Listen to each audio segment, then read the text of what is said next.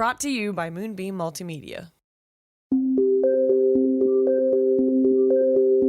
This is 16 to 1, a podcast about education, teaching, and learning.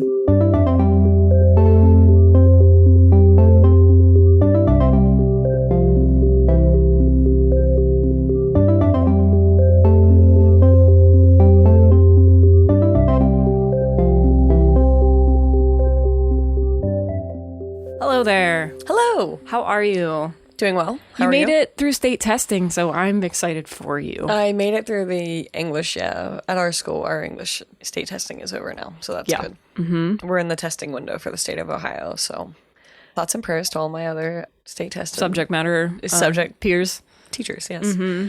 Times are tough. Well, last week when you were going into testing, you seemed like you were you, except you were carrying around a really heavy backpack of worry, and now you do not seem like you're carrying the same load. I feel a lot better. Yeah. I came home on the first night of testing, and I think I slept for a couple hours. Yeah, and then it was weird because, like, the rest of the week, I think I was just, like, we had 2 days of English testing, but the rest of the week, I was just, like, I didn't have sleep well. Because, like, now it's the stress of, like, well, how'd they do? Now you have to wait and see. Yeah, so it, like, shifts into a different weight. But also on, like, the testing days, I'm always so afraid I'm going to sleep in or I'm going to, like, Ooh, yeah. all of those things. It's, like, first day of school stress, sleep. So, but that part is over. What if I can't find my locker? What if I can't? Yeah, what if my car doesn't start? It's, like, but, like, adult problems version of that. But we made it. Yeah. And that's what matters. Okay, good. I'm glad that you are on the other side of that. Can I say the funniest part about being a state tested teacher is that there's kind of an in-between of, like, what your kids say, right? Because we can't talk about, like, what's on the test. But I can say, like, how'd it go? How do you feel? And day one, there was, like, half of the kids were like, it was so easy. And I was like, oh. And then the other half were like, that was really hard. And I was like, oh. Neither of these are good. And so, yeah, like, when they were answering it, I was like, I don't even know what I want you to say. You wouldn't then say, it was average. I was challenged, but not too much. Yeah. But I realized when some said it was really easy, I was like, I don't like that answer. And then when some of them said it was really hard, I was like, I also don't like that answer. Yeah, those are both not I don't correct. know what I wanted them to say, but nothing was going to please me. So anyways, how about you? How are things your way? I've been fine. I'm totally uneventful. I have no state tests. My job is not evaluated in that manner. So I've had not the same kind of stress that you have. Yeah. No. Okay. Well, I guess it's just me It is just you doing the work right now. It's just you. Well, and also the state is like, oh, we might have your test scores by this date. I'm not going to say that date because I don't want to think about it. You don't want to jinx it? Well, the state is saying, like, the week of May 20th, I'll have my scores. Mm-hmm. That seems like a very quick turnaround. And I don't know if I like that. If there's a written portion, yeah, there are 2 written portions at least. Because, like, usually on both days, or both parts of the test, there's usually a writing. So, anyways, we shall see. Okay. Now we just have to survive the rest of the school year, which is somehow more crazy and less crazy. Yeah, so you got to get through prom and graduation. And graduation is the big one because I'm the senior class advisor. So that's, like, a substantial amount of my brain is, that. But anyways, so this episode, we're kind of diverting a little bit away from what we would normally talk about, I feel like. We are. So we don't tend to do super current event stuff. And no, Chelsea prefers things that are 3,000 years old. Oh, okay. I was going to go 600 plus. Okay, 600 plus. Yeah, probably. But 3,000 is probably more accurate. Well, when I sat down, so let me just say, this week we're going to talk about a currently very pressing issue, which is the education of women and girls in Afghanistan. There's a lot going on, but I will say that when I started to try to research this, I was like, the situation in Afghanistan, truly, if we wanted to describe it, we would have to go back quite a long ways. But I went back to the beginning of the sort of modern Afghanistan, and there's kind of like a cutoff of, like, I started this at, like, 1747, so that's when Afghanistan kind of becomes the Afghanistan that we know of now. But anyway, yeah. Can we give a quick warning, though? Yes, please. About the language. Oh, yeah. Which we're not good at Farsi or Arabic or any of these things. We're probably going to butcher some pronunciations here. So even the country, it's a very Americanized way to say it, Afghanistan, with that hard G. I've tried to pronounce it, Afghanistan, It's closer to something like that. Afghanistan. I can't do that. And it's like that thing. It sounds like I'm going to cough. So I think we're just going to try our best, and please bear with us if we butcher it. And sorry for it being quite wrong. We tried really hard. So, because if I try to say it like Afghanistan every single time, it's gonna be it's gonna be bad. So anyway, okay, yes. So we are talking about the situation there. You've probably heard a little bit about this in the news, but not nearly as much as we would hope. This issue is not getting as much attention as we might want it to. So we're taking a moment and doing something we don't usually do, which is deal with a current event that's kind of unfolding right now. We tend not to do that so much just because it's just the two of us doing research, and we don't often have all of the time in the world to dedicate to researching current events for, making sure things are factually accurate and up to date and things like that. So when it's just the two of us researching, it can be a little hard. So we tend to shy away from things that are unfolding in real time because we don't want to do you the disservice of providing you with incorrect information. And we don't get it right every time, by the way. I will just say on the pod, I am sure there are many times when we have said things that might be a little bit incorrect or inaccurate. We try to research as best we can, but if we get it wrong, bear with us. So anyway, a lot of this is going to be history because understanding the situation right now in Afghanistan is going to be a lot of understanding the history of how modern Afghanistan came to be.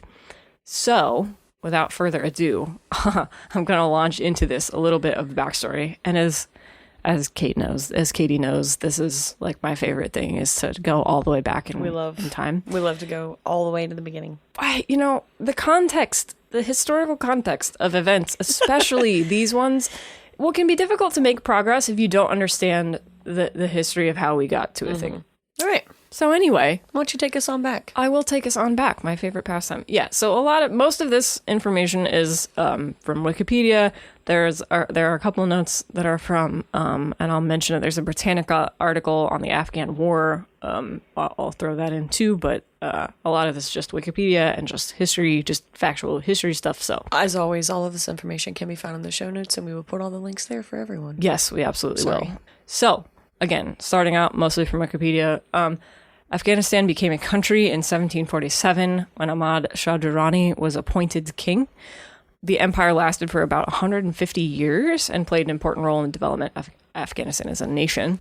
And then, this is from the Britannica article that I mentioned. This is on the Afghan War. So the Durrani Empire was eventually overthrown by the British because the British cannot stop meddling in this part of the world and all parts of the world. I was going to say that part, all of the parts. During this time frame. Yeah, the British are just everywhere making messes across the world. They got their fingers in all the pies. They sure do. So the first Anglo-Afghan War is waged from 1839 to 1842. But the Afghans regained their independence in the Second Anglo-Afghan War from 1878 to 1880. And in the years that followed, Afghanistan was ruled by a series of emirs and kings. And then another meddler on the world stage, the Soviet Union, comes along. So we fast forward to the Cold War era. Soviet Union and the United States began to escalate tensions over all kinds of vital Eurasian infrastructure in the post-World War II era. Everybody's vying for control of the world stage and influence. And what happens is Afghanistan ends up receiving a ton of Soviet development aid, probably more than maybe any other country in the area, from what I could tell. So Afghanistan, and this is going to be a theme of Afghanistan's economy, it because of this constant kind of turmoil and turnover and stuff, Afghanistan has become, as a country, very economically dependent on foreign aid and foreign investment and outside sources of money, which means that it hasn't developed its own economy, which puts towards it in a stability. Troubling place. Yes. When you don't develop your own economy and you count only on money from certain sources, then it can just lead to a lot of instability and corruption. And like reliability on other. Yeah, factors. so like if somebody decides to pull that aid, which is about what happens to Afghanistan when the Soviet Union collapses and that aid no longer exists, then Afghanistan falls apart again, and we'll get there. They've lost that support. Yeah. So anyway, post-World War II, Afghanistan getting tons of Soviet development aid. Then in 1973, the king of Afghanistan at the time goes to Italy on a trip. A man named Daud Khan launched a bloodless coup. He appointed himself the first president of Afghanistan. He abolished the monarchy and declared the country a republic. He also dissolved parliament and banned all political parties. And Khan's government was initially popular, but it soon became pretty unpopular due to its rather authoritarian policies. Okay. So then this republic is overthrown in another coup, this time not so bloodless, in 1978 by the People's Democratic Party of Afghanistan. That's a communist political party. After the Soviets withdraw in 1989, after the fall of the Soviet Union, the communist government is overthrown again. It's just a lot of turnover of governments, as you can see. Overthrown again in 1992 by a coalition of Mujahideen. Yeah, we know the word. Americans say jihadists, but there is an actual word for it. So Mujahideen groups, the country then kind of, it's just basically civil war at this point.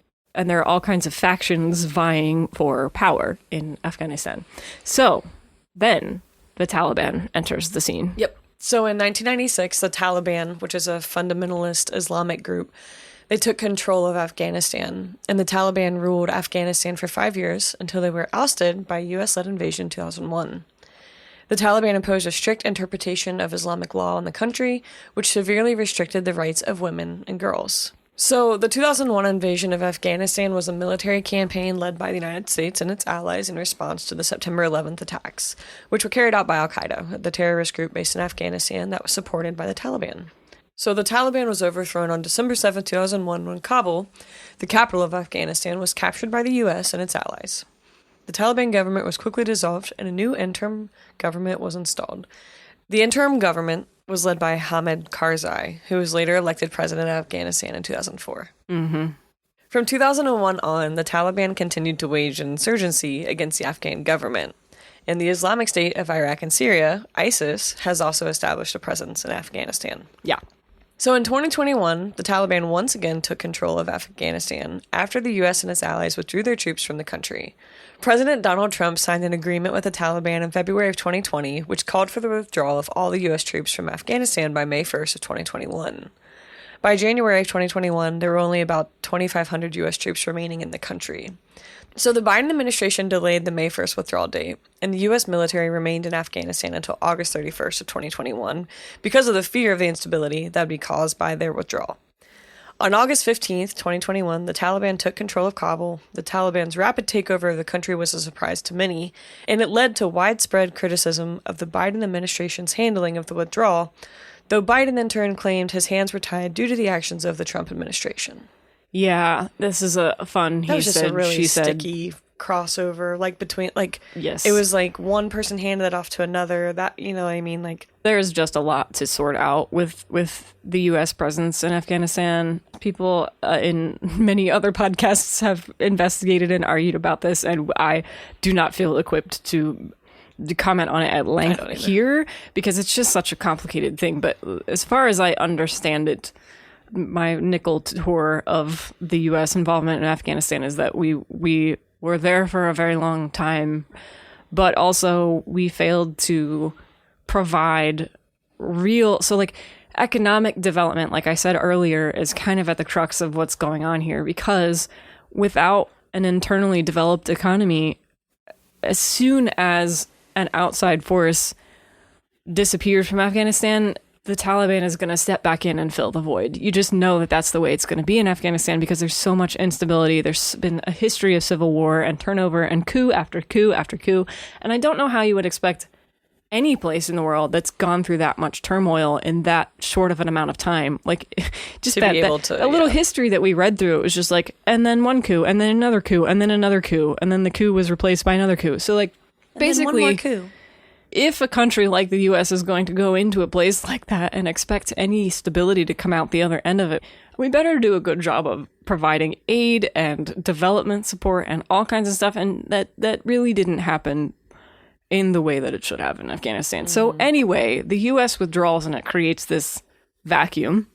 And the Taliban immediately comes back in and restores a status quo that has been really problematic. So the Taliban has this is kind of the current status where we are again. It's not that much different from how it looked prior to our invasion in 2001, as far as I can tell. The Taliban's restrictions on women and girls are based on fundamentalist ideological interpretations of Islam. We have the same issues with fundamentalist beliefs here in this country. The more radical the belief, the more restrictive. The Taliban believes that women and girls should be subordinate to men, that they should not have the same rights and freedoms as men. This is obviously deeply misogynistic and discriminatory, and has had a devastating impact on the lives of women and girls in this country. And the Taliban's also imposed all kinds of restrictions on women and girls, bans on education, employment, public life, participating in public life of all sorts. So, with education specifically, the Taliban banned girls from attending secondary school above about the 6th grade in 2021. This is when this stuff first started happening, after the Taliban retook Afghanistan. And then about halfway through 2022, the Taliban claimed the secondary school ban was temporary, and that a large portion of Afghan society seemed to want the ban. There's not much evidence to support these claims. The Taliban then banned women from universities in 2022. Women have been stripped of teaching jobs, other positions in NGOs and other organizations in the country. Just this past December, a letter from Nada Mohammed Nadeem, the Minister for Higher Education in Afghanistan at the time, so this is the Taliban ministers, said, "You all are informed to immediately implement the mentioned order of suspending the education of females until further notice." Ugh.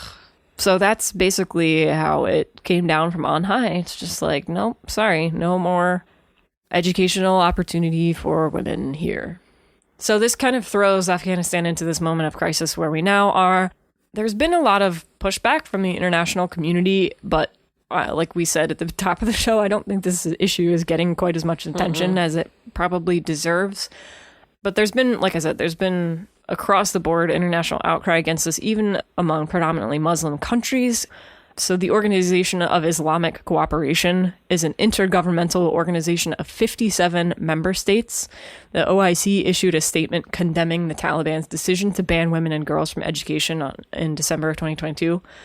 They said that the Taliban's decision is, quote, "a violation of the fundamental human rights of women and girls and a setback for the progress that has been made in Afghanistan in terms of women's rights and empowerment," end quote. So even a spread out coalition of 57 predominantly Muslim countries have come out against this. And then earlier this year, there was this interesting statement released by Amina Mohammed. This is, I believe she's the current United Nations Deputy Secretary General. She goes to Afghanistan and releases a statement following this visit, and she's there to deal with this issue of education of women and just women in society more generally. But she releases a statement that says, quote, "In the case of the engagement with the Taliban, their messages were off one script. All the things they say they have done and that they have not gotten recognition for. We reminded them that even in the case where they talked about the rights and edicts that they have promulgated for protecting women, they were giving rights with one hand and taking away with the other, and that was not acceptable." Yeah. We'll put the rest of that statement in the show notes. It's a really interesting, like, she's asked several questions by reporters and stuff about her time there, and it's just, first of all, I can't imagine visiting that country in her position. Just like the risk taking of being there as a woman in leadership and then confronting the Taliban on these issues. It's super fascinating, and she does a really interesting job of walking that line. So anyway, yes, like I said, in the show notes, worth a read just to see what it's like being there and trying to deal with this group. The Taliban leadership sounds infinitely frustrating to me.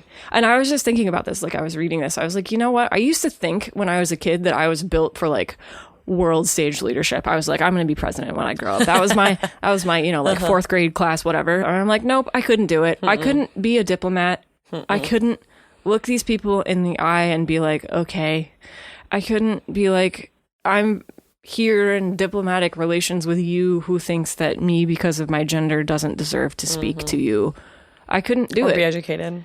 Yeah, or be educated. Like, you don't think I deserve an education, which is pretty much the only thing I, like, that motivates me in life, is learning is my jam. So anyway. And this treatment of women, obviously, and the intentional nature of preventing education is something that has been done in countless countries over the years, right? Like, this is not something that is unique to Afghanistan at this moment.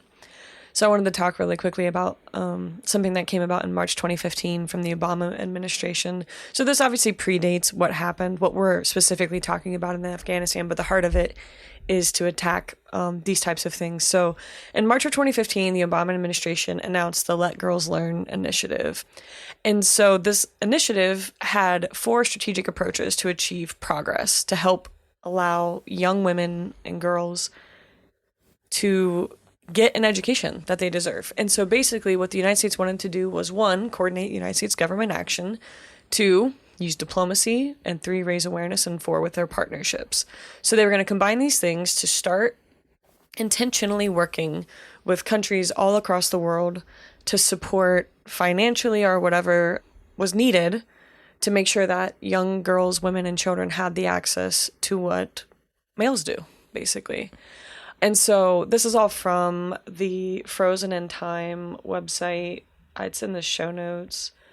It's the Obama White House Archives. The Let Girls Learn kind of website. So if you go to that website, what they do with all former presidents is they freeze them in time so that you can see it and what it looked like historically. Yeah.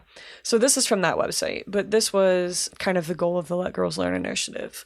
So they wanted to leverage resources across the U.S. government, and they wanted to help support that investment for adolescent girls' education around the world. This initiative was supported by the President and First Lady, and it was coordinated by the National Security Council staff.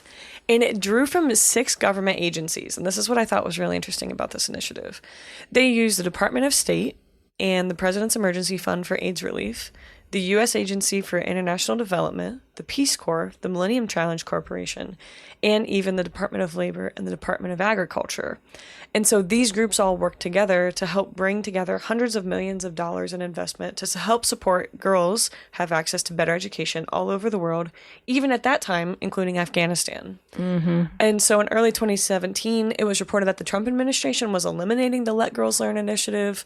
They put out a statement saying that they were not getting rid of it, but it was technically eliminated because it was no longer funded. So there were groups, even within our own United States government, that were funneling hundreds of millions of dollars into countries all around the world to try to make sure that these girls had better access to all types of educational opportunities. Yeah, I think even back then that included Afghanistan. I think the most interesting part of that particular program that you're talking about is that it recognizes that this is a multi-system issue, right? So like you were saying, we've got emergency funds for AIDS relief, international development, Peace Corps, Department of Labor, and Ag. So like just the fact that that an initiative like this has to reach across so many different agencies and organizations, it shows that this problem is just so complex and huge. When half of society is effectively prevented from formal educational opportunity, you're essentially you're crippling yourself when you do that. So Afghanistan, part of why people are so concerned about this is because the stability of Afghanistan itself is tied to all of these problems that we're talking about with civil war and extremist groups and misogyny and anyway, all of these things. It's preventing Afghanistan from a long-term, more stable government, among other things. And it's certainly turning back the clock of progress that might have been being made in those kind of intervening years. And again, there's so much geopolitics at stake here that we're just really not qualified to comment on. But like what I know is that if the international community is going to bother to have a presence in places like Afghanistan, it should do it in a way that supports the growth and the individual freedoms of all citizens in those places. And I think we have largely, as an international community, failed. But like you're saying, there has been some attention given to these things over time, and there have been more and less successful initiatives. And yeah, the Let Girls Learn program was one such attempt. And then there's also like this internal uprising happening in Afghanistan. There are all kinds of protests and demonstrations going on, and we've even been seeing some of this has been showing up on my TikTok. I don't know how this is happening, but like women and girls in Afghanistan are somehow in the streets getting their message out of protest about their restrictions on especially education is a big one. So do you want to kind of talk through some of the protesting and demonstrating that's been happening? So as of April 2023, the situation for the education of women in Afghanistan remains dire. Girls are still banned by the Taliban from attending secondary school, and women are facing increasing restrictions on their access to education at all levels. In recent weeks, there have been some reports of girls being allowed to return to school in some provinces, but these reports are generally unconfirmed. The Taliban has also announced that it will be opening a women's university, but it is unclear when this will happen or what the curriculum will be, or, indeed, why any woman would want to attend a Taliban-run university. Yeah. Yeah, I mean... Which would... It would be... The Taliban's claims generally cannot be taken seriously because they have been shown to be untrustworthy. Like I said, this ban was supposed to be temporary. Yeah. It's been largely not temporary since they've announced it. Yeah. They're facing an increasing amount of pressure from the international community on this stuff. So, yeah. So, the international community has continued to condemn their actions and their restriction on women's education. But like you said, they haven't really moved too much. So, meanwhile, protests are mounting on the home front. A notable protest took place on March 8th, 2023, which was International Women's Day. And that was when hundreds of women and girls took to the streets of Kabul to demand their right to education. The protesters chanted slogans such as, "Education is our right, and we will not give up." And like Chelsea said, both of our TikToks were actually flooded with images and videos of that. I just wanted to know how that happened, because I don't, I wouldn't imagine that TikTok is so even like the internet in Afghanistan is government controlled, and I can't imagine that they would allow platforms you have to imagine just us as Americans, and this is kind of outlandish to think, but like our government is currently debating whether or not to ban TikTok. So if you can imagine a place in the world where there's basically a lockdown on journalism and reporting and all of this kind of stuff, it's actually kind of remarkable that these images made it out, because it's hard. That's why there's such a lack of attention being paid to this issue, in part is because it's hard for news to get out of these places. Yeah. And of course, some of those videos and images included violent images of the Taliban responding to and dispersing those protesters, where several of them were injured and arrested. So the Taliban has also punished journalists who have covered the protest, and in January of 2023, the Taliban detained 4 journalists for several hours after they tried to cover a protest by schoolgirls in Gardez. Just a couple of videos that we found while researching that I thought might be useful for some as far as other types of protests and demonstrations happening. There's a link in the show notes to a YouTube video from BBC News, and it includes an interview about the secret schools that are teaching girls in Afghanistan. And so in Kabul, there are secret classrooms being run out of basements. If you click on the link in the show notes to the video, you can see an interview with one of those teachers. This teacher says that some days she'll have more than 30 young women hiding in this basement with her, where they hold class, and they attempt to continue their education as best as they possibly can. But that also means of those 30 young women are women of all ages, all types of levels of learners. Due to safety, obviously, there wasn't much information provided, because obviously this is very illegal for them to be doing. But the interview even included a young schoolgirl talking about how she wished so badly to be able to go back to school. And everyone in that video is blacked out, and their voices are distorted, so you couldn't possibly. I can't imagine having to meet in secret to learn, under threat of corporal punishment or death, trying to learn. So that was a really interesting BBC article and interview that they talked about. And they also talked about in that same clip, if you watch it, that they had been facing one of the harshest freezes in quite a while, and they had lost thousands of cattle and things like that. And the weather. Yeah, it's really, which is another thing that people don't really understand about Afghanistan. They think of it as being just a hot desert, but it gets super, super cold. Yeah, it was I think in the video they said like -20 for like long amounts of time, and that like herds of animals had been killed, and so had children from hypothermia. So, really and again, tough. this is a country where like the economy is just kind of chaotic. Like a lot of the money that the government has comes from taxes on illicit exports. So like what was it, like opium? Yeah, there's a lot of opium exports, limiting. but like so like basically when you have an extremist fundamentalist government that has taken control through military activity, you can imagine that the country's money comes from sketchy places. So anyway, there's just not much recourse for natural events that happen like that.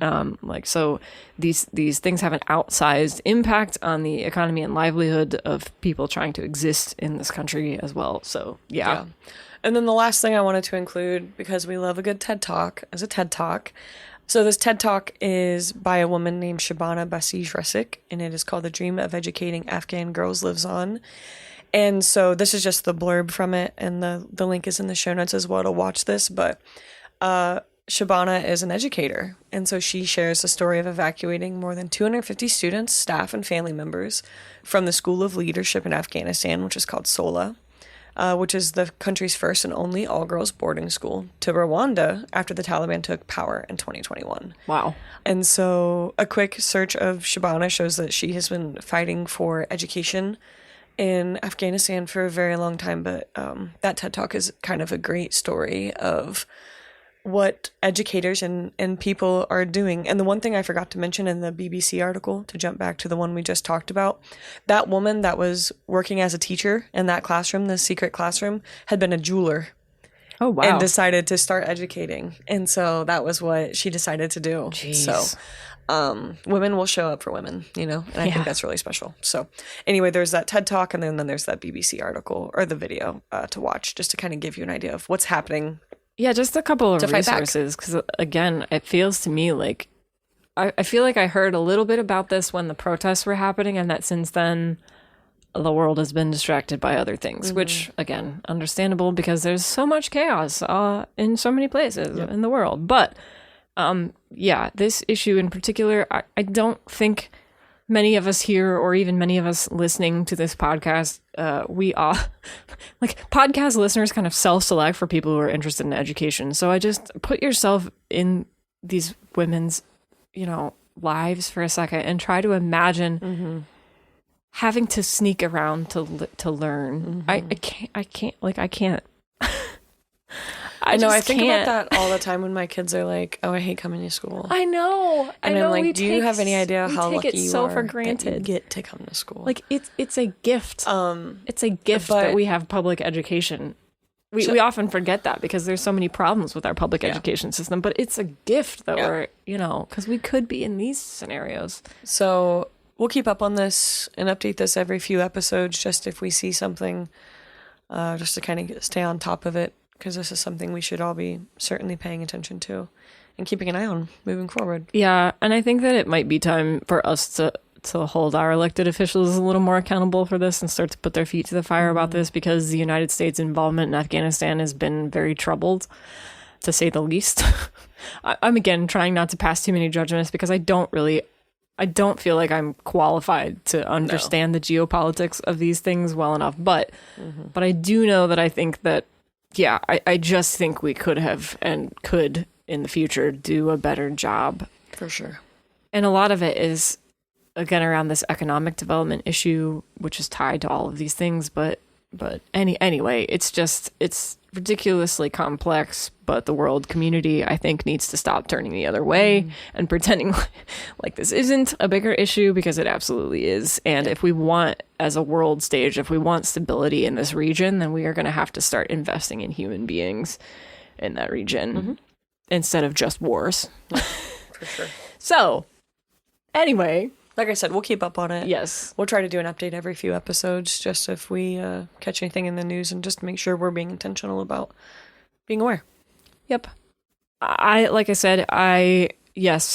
We are in such a place of privilege here that you and I were able to pursue education in this country, we can easily take for granted because it's kind of the default that, yes, of course, anyone can go learn if they want to. And learning is at the heart of everything I do and care about. And I just cannot imagine being barred from doing it. I cannot even wrap my head around an existence where my government told me that I am not allowed to learn. Yeah. And I also can't imagine the difficulty of trying to get this message of resistance out when the people who are preventing me from learning are also the people in charge of, communications and journalism and all kinds of stuff in the country. And I feel like it's our duty right now to try to bring attention to these things. That's really all we can do on the pod here anyways, try to bring attention to it and make you all aware of it. But so anyway, a big piece.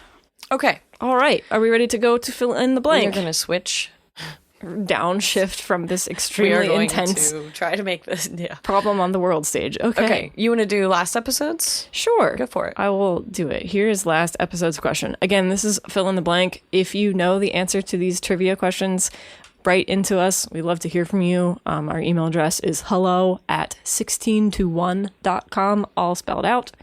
We would love to hear from you. And if you answer correctly, we'll send you some stickers. Or even if you don't answer correctly, we'll probably send you some stickers. If you want stickers and you ever email us, just please include your address when you email us, because we'd love to send you some stuff, but we can't unless we know where to mail it. So we actually owe, I think we owe some people some stickers right now. Probably. I'm always in a constant state of owing people stickers. So anyway, if I owe you stickers, please remind me. Okay. All right. So Find me. Last episode's question. National Honor Society is one of the most famous student organizations, building its purpose off of the 4 pillars: scholarship, leadership, service, and character. The National Honor Society was founded by the National Association of Secondary School Principals, with the Alpha Chapter of NHS founded at Fifth Avenue High School by Principal Edward S. Rainierson in Pittsburgh, Pennsylvania. In what year was NHS created? 1921. It was 1921. Been around for a while. It has been. Okay, so this episode's question. Yep. Every year on April 22nd, Earth Day is celebrated around the world. Oh, yeah, that was yesterday, by the way, when we're recording this. Yesterday was Earth Day. So, yeah. Happy Earth Day. So, first starting in 1970, after the Senator Gaylord Nelson, the junior senator from Wisconsin, had long been concerned about the deteriorating environment in the United States. Senator Nelson announced this idea for a teach-in on college campuses to the national media, which has over time become what we see and experience today. So while the USA has been celebrating Earth Day since 1970, in what year did the movement go global? Huh. Yeah, interesting. Wisconsin. Who knew? Wisconsin. It also came about because of a book that had just been released and been really popular in the New York Times. And then there had also been a huge oil spill in California. And so all of it kind of combined into this. I feel like the United States starts to care about environmentalism every couple of years when an oil spill happens. Anytime the ducks are covered in oil, we hate it. Whenever we see images of wildlife covered in oil, then we temporarily care about the environment. But otherwise, we're just kind of like, whatever, fossil fuels, it's fine. Once we don them back to health. And we move on. Okay. So what did we learn? The last bit. Do you want to go first, or would you like me to go first? It's up to you. Mine's kind of on topic. Okay, I'll go first to get mine out of the way, because mine's not on topic. Okay. I learned about this thing called the FCC, the Federal Communications Commission, the FCC Fairness Doctrine. So this was a policy introduced in 1949 that required the holders of broadcast licenses both to present controversial issues of public importance and to do so in a manner that fairly reflected differing viewpoints. So this doctrine was repealed in 1987 under Ronald Reagan's FCC, and we'll get to the mess that has caused, but also, I didn't know this existed. I learned about it on TikTok, as I do many things right now, but I didn't know that we had this fairness doctrine, and it kind of reminded me of the way that, and I don't even know if this is currently the way that people think of the BBC, but we've talked about, you and I have talked about this a little bit with like the BBC having this history of neutrality. Like they had for the longest time, they would call their on-air people, they would call them news readers, because they were there to read the news and not have a pontificate. opinion, right. So like neutrality in news reporting was not something that I have historically associated with US media, but that's because I grew up in the post-fairness doctrine era.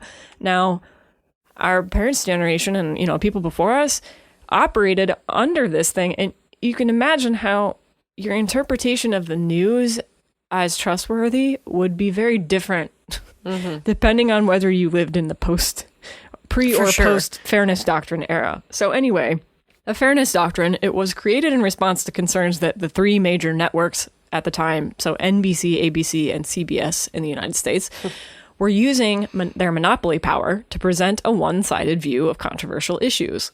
Gee, this doesn't sound familiar at all, does it? The doctrine required broadcasters to air both sides of controversial issues, which is super interesting. So it's controversial from the start, as you can imagine, and I understand why it's controversial, because critics argue it violates the First Amendment right to free speech, and that it stifles debate by forcing broadcasters to give equal time to all sides of an issue, even if those sides are not equally valid.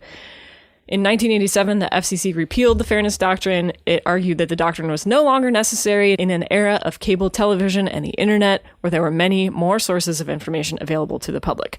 Okay, so again, the airwaves. So the airwaves that the major networks are using, you have to get a license to broadcast on those airwaves. So there is some infrastructure in the United States that is so massive that it requires a kind of centralized regulatory a regulatory agency. I've been reading about this a lot in that book that I've mentioned a couple of times about the Bell Labs, because Bell Labs, working on the telephone network in the United States, also had to work very closely with the United States government, because stretching telephone lines across the entirety of the country, that's a project that would be very, very difficult to manage if it were a bunch of one-off companies kind of running it. Right. So in that case, too, Bell Labs got this sort of monopoly power. And then back to this case with the Fairness Doctrine, it's NBC, ABC, and CBS have this sort of monopoly power to present information to the public, because there's a limited resource, and that's broadcast airtime. So we've kind of evolved now, especially with the introduction of the internet. That scarce resource of airtime is now not so scarce anymore. People can get their news from multiple sources. So, yeah, look at us. Right. Yeah, podcasting. Podcasting has come along. We're doing it. We've nuked the Fairness Doctrine, apparently. No, but basically... Please don't come for us. Opponents of the Fairness Doctrine argued that because of this propagation of sources and all kinds of different ways that people can get news info, we no longer have to be worried about being fair on the news, because, well, if people don't like this one thing, they can just go listen to this other thing. So, the repeal of the Fairness Doctrine has been cited as a contributing factor to the rise of partisan media in the United States. In recent years, there have been calls to reinstate the Fairness Doctrine, and some argue that the doctrine is necessary to protect the public from the dangers of partisan media, while others argue that the doctrine is outdated and no longer necessary because of social media and the internet. I, for one, feel as though we can see the direct results of the repeal of the Fairness Doctrine, and I didn't even realize that what I was witnessing was the result of the repeal of the Fairness Doctrine. But when you look at major cable news networks now, they fall into highly partisan political camps on one side or the other. You can pick your poison. And I guess I would say that I don't know that this Fairness Doctrine, as it was instantiated at the time, is the answer to bias and unfairness in the media. I don't know if it's a perfect solution, but I do know that the hyper-partisan reporting and sort of network positioning and jostling, and this comes from the top down, because all of these things are still huge mega mass media monopolies, I don't think it's a good thing, the hyper-partisanship. I think it's destroying our ability to work through political disagreement and all kinds of stuff. So I don't know that the Fairness Doctrine was the panacea, the answer to all of our problems, or that it should come back. I don't know that for sure, but I do know that the mess we have now is not really sustainable. Yeah, for sure. So anyway, this came up in the context of this older woman was presenting this on TikTok. I gotta go find the TikTok and maybe link to it in the notes if I can discover it again. But she was saying, if you're a younger person and you don't understand why the older people around you have this sort of reverence for certain newscasters, perhaps it's because they grew up in an era of the fairness doctrine and they could trust in the news because the news historically was required to present both sides of an issue and to give airtime to dissenting views because of these airwave monopolies. And now that we're no longer required to do that, perhaps your parents' generation has not realized that we no longer operate in the era of the fairness doctrine and that we can't trust our news in the same way anymore. And I think that that's, I think it's just an interesting cultural... Yeah, it's a big shift. Yeah. And the internet has just kind of exploded all of this because now there's no more, anybody can put a website into the world and say anything they want to. And anybody can record a podcast and put it out there for people to listen to. So anybody can say anything. So I understand why the doctrine itself might not be a thing that can exist anymore in the internet-enabled mass media era. But I do feel like we've lost something in respecting the idea that any monopoly shouldn't present any one-sided viewpoint. But anyway, yeah, super interesting. That's what I learned about the FCC fairness doctrine. Episode, it sounds like. Yeah, it really does. So, okay, what did you learn? Well, quickly, I finished a book last week, and it's called "Buried Beneath the Baobab Tree." Okay, might be baobab, might be baobab. It could go either way. Baobab. Okay. The baobab tree is the tree that's talked about in The Little Prince. If you've read that piece. And so this book is written by Adobe Trisha Nubani, and it also includes a journalist who does the afterword, and her name is Viviana Mazza. So the book itself is based on interviews with young women who were kidnapped by the Boko Haram and then taken from their homes and forced into marriages and things like that. Wow. By the Boko Haram in Nigeria. So you were doing some light reading this week. Well, it was recommended to me by a coworker, and I was actually reading it as a way to decide if I wanted to order a class set to teach it. Mm-hmm. And it's about this one young girl's fight for her life, basically. And so just to kind of what I learned, though, I didn't have a lot of knowledge about Boko Haram before that, obviously. So this is from the Counterterrorism Guide. Yeah, I was going to say, that's also an Islamic terrorist group, right? Yeah, and so I included this link in the show notes. Yeah, it's just from the Counterterrorism Guide from the United States government. So Boko Haram refers to itself as the JASD. They are a Nigeria-based group that seeks to overthrow the current Nigerian government and replace it with a regime based on Islamic law. It's popularly known in Nigerian and Western media as Boko Haram, which means Western education is forbidden. Wow. Because the word Boko is a holdover from the colonial English word for book. Oh my gosh. So the book itself is a story combined from many true stories of the girls stolen and taken by Boko Haram, about one young woman's fight for her life when taken by them. And I didn't know a lot about this topic, obviously, like I said, so I also didn't know this was the topic Chelsea was going to choose for this episode. And so as I started reading it, I was like, oh my Lord. So, different country, and another group of young women who have been taken from their homes and forced in other places and prevented from learning and things like that. Yeah. So I guess what I would say that I learned is about Boko Haram and what they did to these young women, and that they are continuing to do to people in Nigeria, Chad, Niger, Northern Cameroon, and Mali.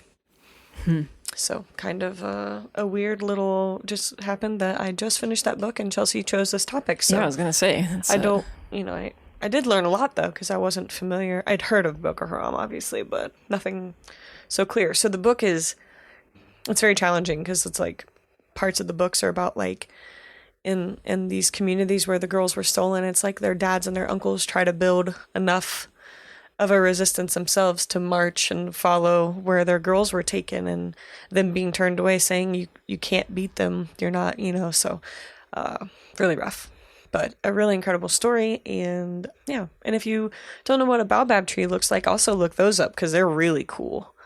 They're like I was reading an article about baobab trees yesterday actually, and they're called like water monsters or something like that because of how much they store in their trunks.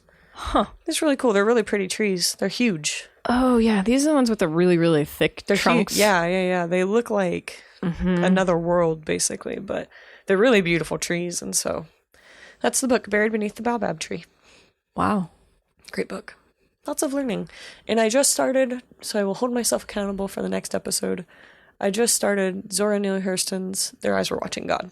That was another recommendation by a coworker. So I'm trying to keep myself on track to read all my books this year. I know. I really need to. I feel like I've been talking about this Bell Labs book that I've been reading for about 5 episodes now, which is embarrassing because I need to finish it. But it's so dense. I just know if I say it on here and I have to remind myself that I said I was reading it, then I might keep myself on it. So listeners, please shame us into finishing our books. Yeah, I should have Their Eyes Were Watching God done by then. I'm like 10% of the way right now, so I'm enjoying it so far as well, but I will give a better update once I have finished it. It's a very famous book, so I'm sure it's wonderful, but that's what I'm doing. Okay. Anything else? Final thoughts before we wrap? I don't think so. It's been good for me to be reading books that challenge my single world, my single stories, and I'm always, like I said, I was reading the Baobab Tree book because I was reading it to see if I wanted to teach it, and I'm reading Their Eyes Were Watching God because I want to see if I want to teach it, and so it's been good to kind of challenge myself and push myself to read some text, not only for myself, but also to see if they're something I can introduce to my classroom. So that's been good for me. So I'm happy to keep doing that, and I'm always looking for book recommendations, especially as summer comes. So if you have any books about these similar topics or just others, please share them because I'm about to have a lot more time than I normally do to do fun reading, as I call it. So yeah. That's it. Anything else for you? No, I don't think so. If I owe you stickers, find me, text me, call me, something, let me know. If you don't know me, email us at hello@16to1.com and send us your info, and I will mail them within 3 to 6 business months. Okay. We'll see you next time. We will see you in 2 weeks. Bye-bye. Bye.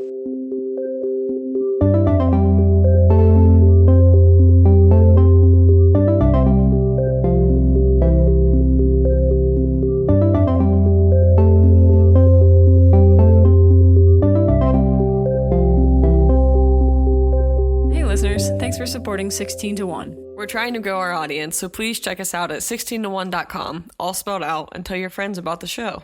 On our website, you can find links to follow us on social media, an archive of all our old episodes, and a contact form where you can get in touch. Thanks again for listening, and we'll catch you next show. Can I feed my elephant real quick? It's important to me.